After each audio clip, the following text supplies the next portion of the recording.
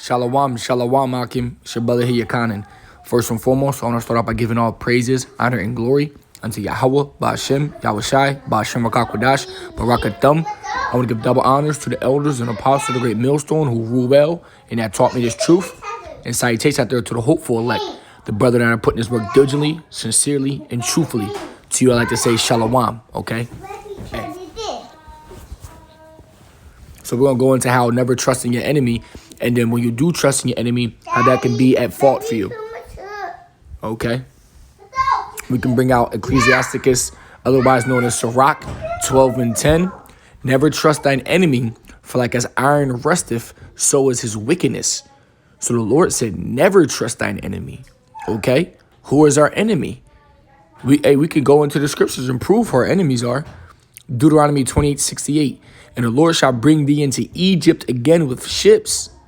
Egypt is talking about America, okay? By the way whereof I spoke unto thee, thou shalt see it no more again. And there you shall be sold unto your enemies. Be sold unto who? Your enemies. For bondmen and bondwomen, and no man shall buy you. So who are we sold unto? Weren't we sold unto the so-called white man? The so-called Hamites, the so-called Africans? The so-called Ishmaelites, okay, the Arabs, okay, as bondmen and bondwomen, and no man shall buy you, meaning no man's going to be able to save you. Because back in hardcore slavery, you used to be able to buy someone out of their slavery. Okay, now the only reason we're going to be saved is by Yahushua returning. Okay, so that shows you who our enemies are. Never trust thine enemy. Who are we sold to? Our enemies. Okay, the Lord didn't say they were friends. The Lord didn't say they were family. The Lord didn't say they were your brethren. He specifically said sold unto your enemies. That means these people are contrary to who we are. Okay? Ecclesiastes 6:7. If thou wouldest get a friend, prove him first and be not hasty to credit him. Prove him first. Just look back through history. Has Esau, the so-called white man, proven to us that he is our friend? No. He's not our friend. He's proven clearly that he is our enemy, man. We can give many examples, man. All right. First off, starting with hardcore slavery. The shit they did to us during that slavery was never done ever in history, man. The shit they would do. And they ain't even release everything they did to us because they know it was so goddamn wicked, man. Okay. They set us up in the hoods. All right. They feed us poison. Okay, they force a woman to get abortions. They force a woman to get on a pill to mess up their hormones so they don't have kids. Okay. So on and so forth, man. We can go many examples, man. They put us in the jail cells. Okay, they shoot us and gun us down. Okay, don't get tried for it. Okay, many other things, man. We are at a disadvantage here in this captivity, man. All right, and you are a fool to think that we are equal or in an equal setting as a so-called white man, man. Okay, because there's such thing as called white privilege. These people are still profiting off of what their forefathers have done. Okay, and we are being punished for what our forefathers have done. Romans 9:13, as is written, Jacob have I loved, but Esau have I hated. Who is Jacob and who is Esau? Okay, Jacob is Israel. Okay, he had those 12 sons that were those 12 sons of the tribe of Israel.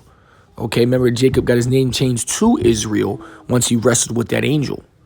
Then he had 12 sons. Those are the 12 tribes of the nation of Israel. But Esau have I hated. We can go into the history of Esau, Edom. They got a book on Amazon worth a few hundred, but it goes into who Esau is, and they know who they are, man.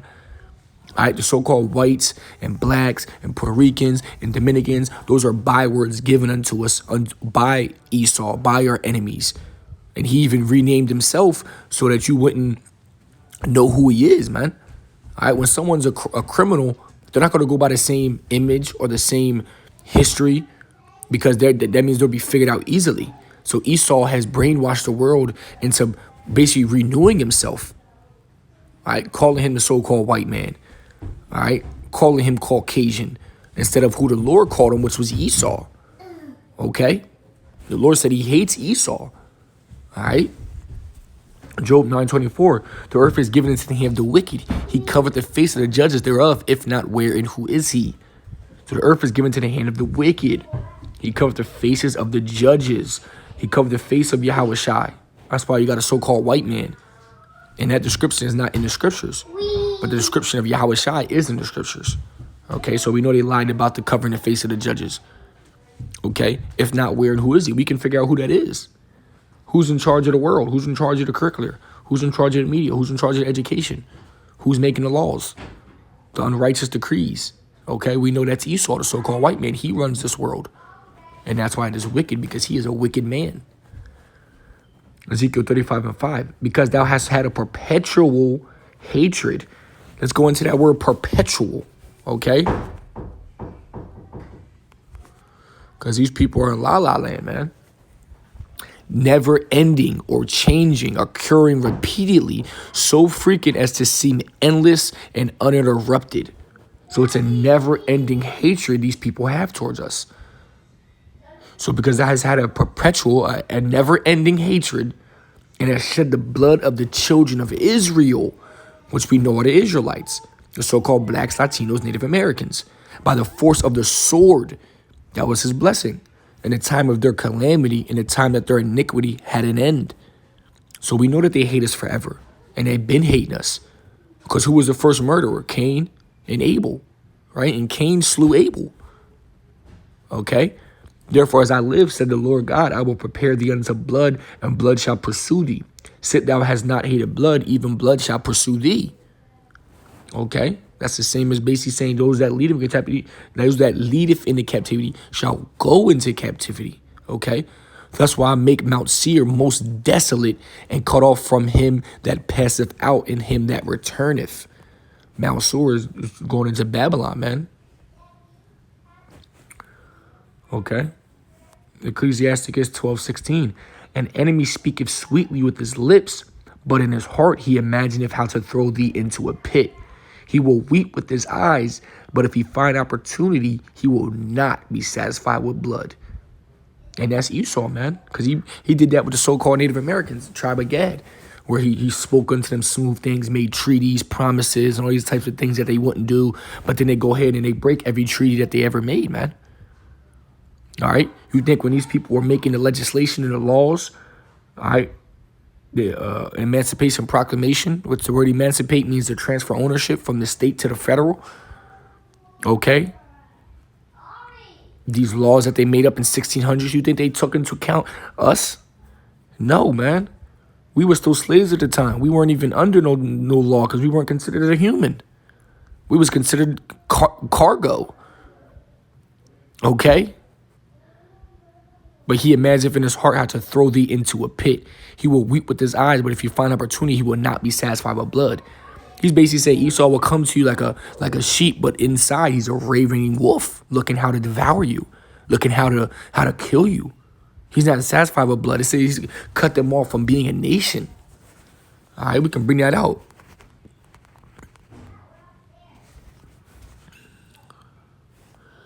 They have said, come and let us cut them off from being a nation, that the name of Israel may be no more in remembrance. Okay? And we can go up farther and go, keep not thou silence, O Yahweh, hold not thy peace, and be not still, O Yahweh. For lo, thine enemies, who?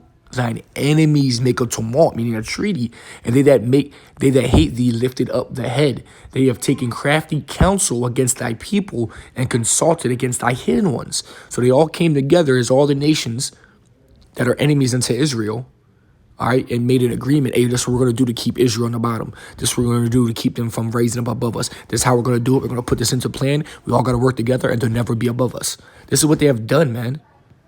All right. It says, for they have consulted together with one consent. They are confederate against thee. And then it goes into listing them all. Who? The Tabernacs of Edom and the Ishmaelites of Moab and the Hagarenes and the Jebel and Ammon and Amalek, the Philistines and the inhabitants of Tyre and Assur is also with them. And they have hope in the children of Lot. You know what I mean? So the Lord lists who our enemies are, man. All right, so his people are foolish to act like we're all the same people. We're all equal. Everything in nature has enemies, man. You have to, walk with a head on a swivel, man. All right, but our people, man, they're lost, man. All right, and that's why they are destroyed. All right, we can bring it out. This is why they are destroyed. Why? Because they don't know this. This is stuff our people have no knowledge of. Hosea 4:6, my people are destroyed for lack of knowledge. Because thou hast rejected knowledge, I will also reject thee, that thou shalt be no priest to me, seeing thou hast forgotten the law of thy God, I will also forget thy children. So the Lord has forgotten 2/3 of our people, man. All right, because 2/3 have forgotten him. All right, but how are we destroyed? My people are destroyed for lack of knowledge. For what knowledge? For the knowledge of the scriptures, man. We're not talking about a goddamn degree from Howard or Harvard or Yale. All right, we're talking about the knowledge of the scriptures, man. And if they knew the knowledge of the scriptures, they would know who their enemies are. They would walk more swiftly, more knowledgeable.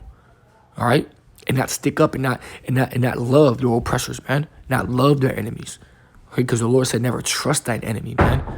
He even listed who they were. All right, but this is something that our people has rejected, man. It's something that our people can't accept. Something that our people don't want to acknowledge, man. So for that, the Lord's going to destroy them for that, man, because they got to be brought back in their right mind in the kingdom. All right, but Esau's having a field day with our people, man.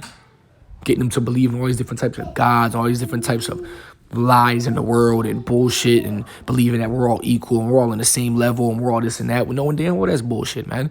Because they knew the scriptures and they read it, they would know that a nation is above all nations, and that's the nation of Israel. That's spoken about in Deuteronomy 7:6. That's spoken about as the Lord chose Jacob to be his. All right, but this is the knowledge that our people reject, man, because they think some white man wrote the book, but in the end it condemns himself. So it doesn't even make sense. See, our people are destroyed for lack of knowledge. They decide not to read. They just listen to what their oppressors tell them. Therefore, they are manipulated. They are used and abused mentally and physically. Okay? And this is what our people are missing, man, to come back home, to return back to the truth. Because the scriptures say, you shall know the truth, and the truth shall set you free. Free physically out of this captivity? No, free spiritually, free mentally. Knowing how to move a certain way. Knowing that every so-called white man ain't your friend. Knowing that every so-called white man ain't don't have your best interest. Knowing that you are hated among all